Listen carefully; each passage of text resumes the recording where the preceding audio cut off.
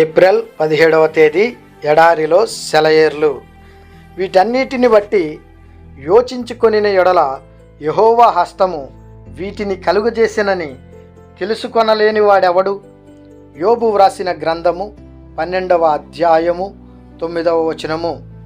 చాలా సంవత్సరాల క్రితం ఆఫ్రికాలోని ఒక గనిలో ప్రపంచ చరిత్ర అంతటిలో కనీవిని ఎరగని ప్రశస్తమైన వజ్రం ఒకటి దొరికింది. దాన్ని ఇంగ్లాండ్ దేశపు రాజుకి ఆయన కిరీటంలో పొదగడం కోసం బహుమతిగా ఇచ్చారు. ఆయన దాన్ని మెరుగుపెట్టించడానికి ఆమ్స్టర్డామ్ నగరానికి పంపాడు. ఒక నిపుణుడైన వజ్రకారుడికి దాన్ని అప్పగించారు. దాన్ని అతను ఏం చేశాడనుకున్నారు? ఆ అమూల్యమైన రాయిని తీసుకుని చిన్న గాడి చేశాడు. తన పనిముట్టును ఆ గాడిలో పెట్టి ఒక దెబ్బ కొట్టాడు. ఆ వజ్రం 2 ముక్కలైంది. ఎంత నిర్లక్ష్యం! ఎంత వ్యర్థం అయిపోయింది! అంత అజాగ్రత్తగా ఏమిటి అనుకుంటున్నారు? పొరపాటు.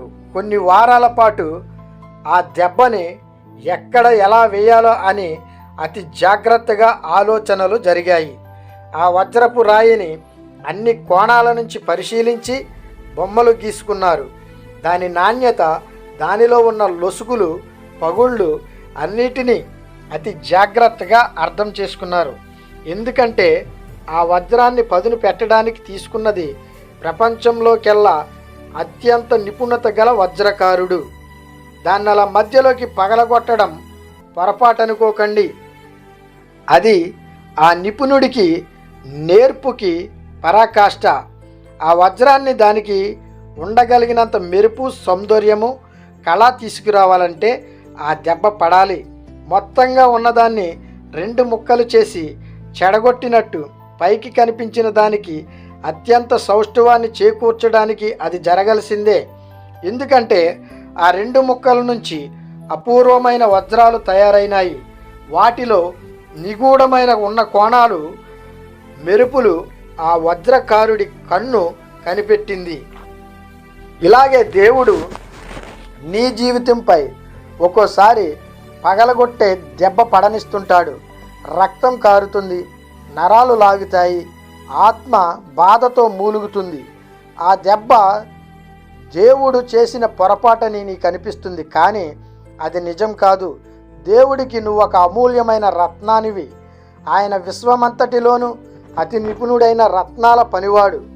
ఒక రోజున నిన్ను తీసుకెళ్ళి ఓ రాజు పెట్టుకున్న కిరీటంలో పొదుగుతారు. అయితే ఇప్పుడు మాత్రం నువ్వు దేవుడి చేతిలో ఉన్నావు.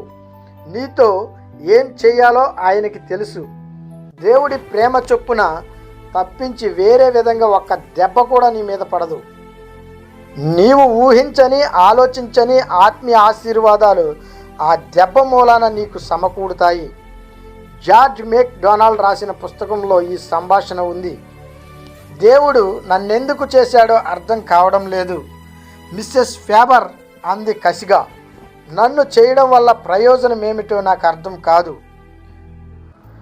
ఇప్పుడిప్పుడే కాదేమో అంది డోరతి. అయితే నిన్నింకా దేవుడు వదిలేయలేదుగా. ఇంకా నిన్ను తయారు చేస్తూనే ఉన్నాడు. తయారీలో ఉండగానే విసుక్కుంటున్నావు.